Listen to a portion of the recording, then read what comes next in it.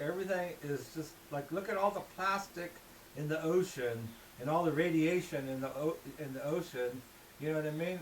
We really polluted We ourselves. really have. That's true. But I still think human ingenuity, like, we'll figure out, like, we're not going to just sit in our own waste and die. We're going to figure out how to solve this problem as Mm. slowly as we have solved every other problem that we've ever had in humanity. Whether it was plague or disease or famine or any of those things, we figure out vaccines and better farming You techniques. think we want to do that before there's a die off? I think that there's going to be a die off before that Yeah, it's happens. hard to say. It's hard to say whether there will or there won't, but I think so. First off, a die off would take a long time.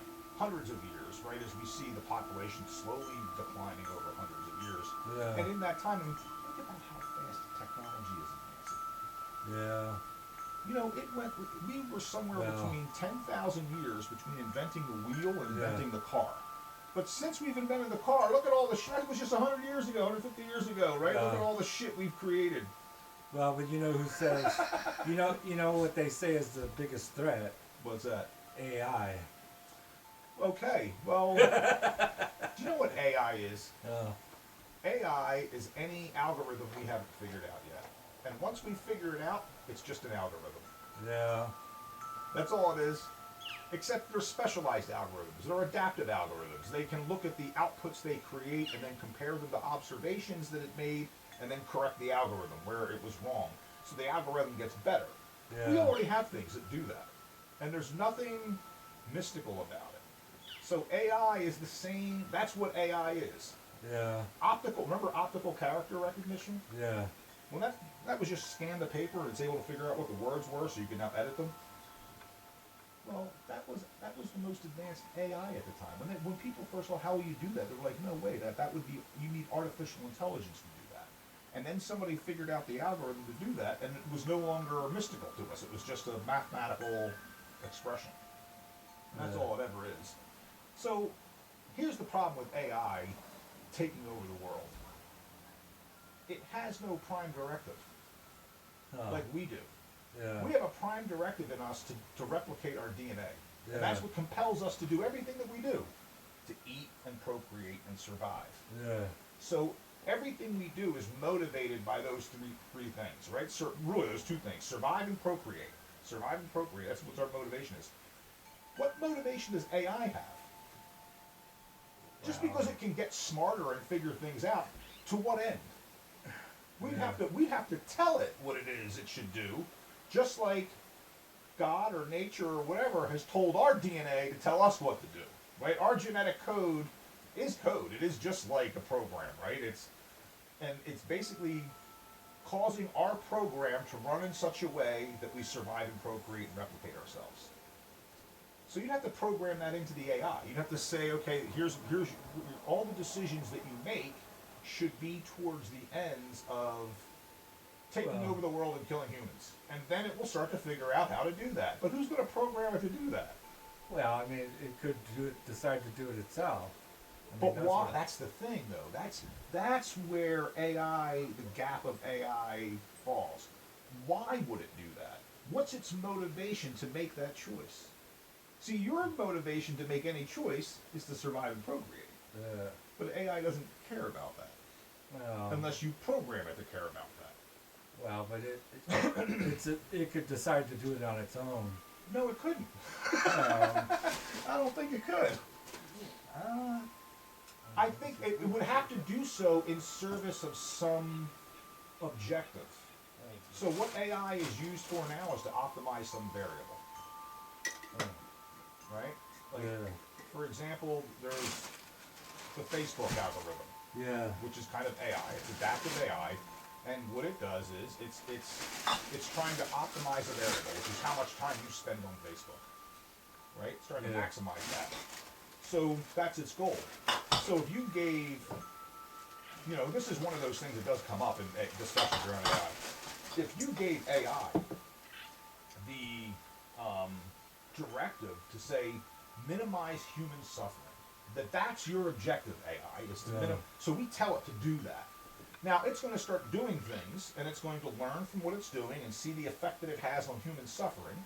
It needs some way to measure human suffering. You know what I mean? So it Yeah. knows it's minimizing it. it may come to the conclusion the best way to get rid of human suffering is to get rid of humans.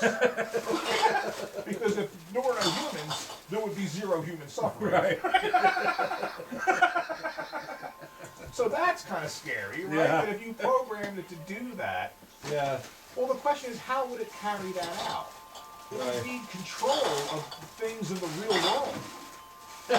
Right? Yeah. It can't just sit there and think about it in a microprocessor. To carry it out, it actually has to have control of things. Yeah. Right? So I don't really think we have much to worry about. I really don't. I mean, think about all the cataclysms over the course of our lives when we're told we're gonna fall upon us, from Y2K to the banking system collapsing and everyone will be in the streets. And even when those things happen, it's like, it wasn't a total cataclysm. Like, we adapted and we improvised and we overcame the situation.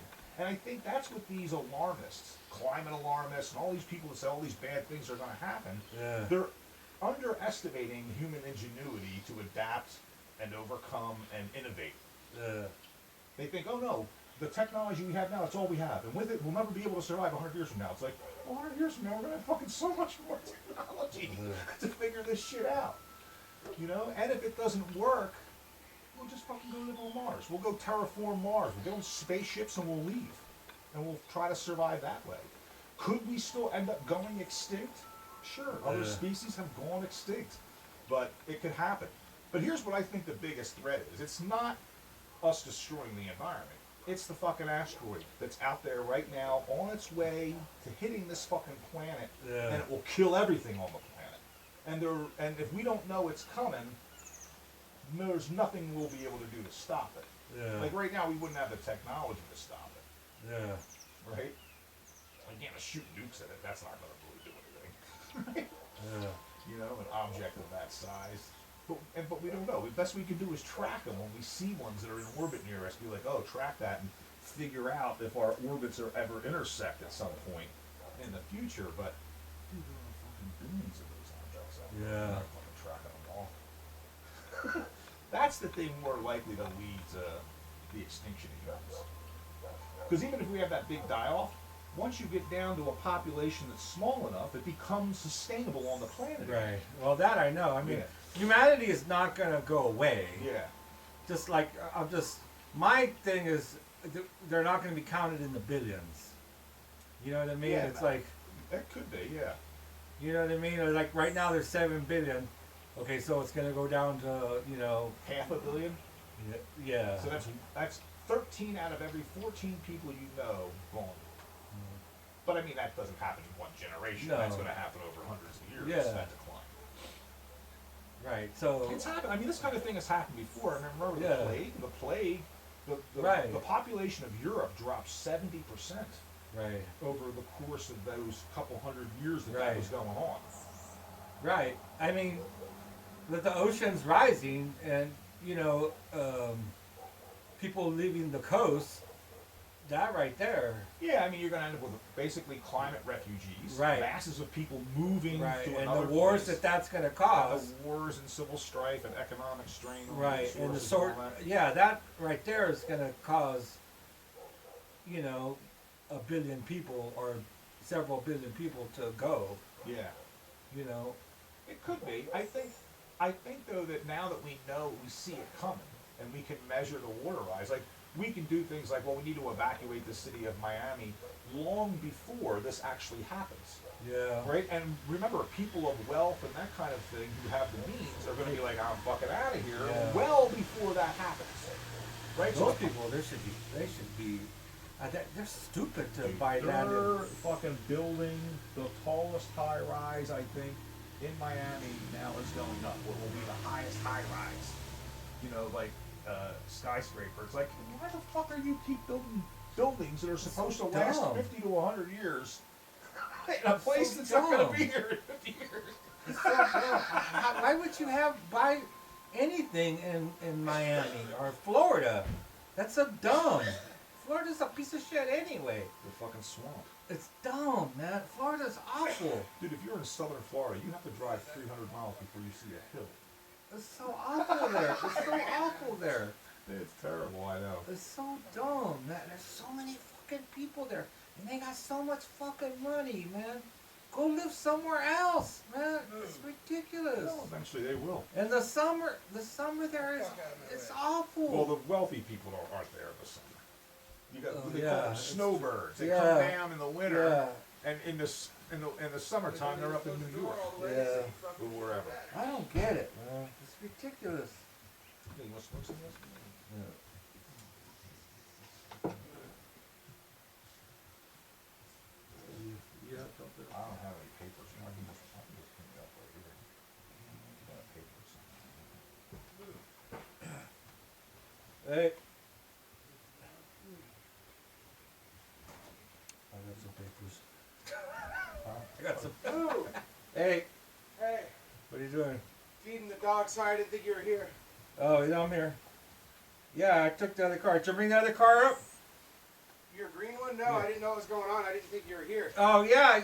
I switched cars. I was figuring you'd bring that other car up. No, I parked all the way down by the White Forester and walked all the way up to the Forester. No, carrying my I was groceries. figuring like you just bring that car up since I switched. Yeah, normally when you put your car down there, you're taking off somewhere, so I figured you were going and you were going to get a ride back to your car. No. I was hoping you would just figure out that we switched. All right. Sorry about No that. worries. Life goes on, right? Yeah. You see, I got kind of good news about my car. Well, I what only did have they- to replace the inner shaft instead of the inner and the outer. So it's going to save me a little bit on labor and like 160 in parts. Oh, that's good. Yeah, I actually talked to the mechanic who actually looked at it. Oh, well, yeah, I was hoping you'd bring that other car up. Well, I can go down later and swap them out and put the Forester at the bottom and bring yours up. Okay. Not a big deal. All right. Yeah. Yeah. Sorry about that. I was kind of hoping you would, or figuring you would figure it out, but oh well.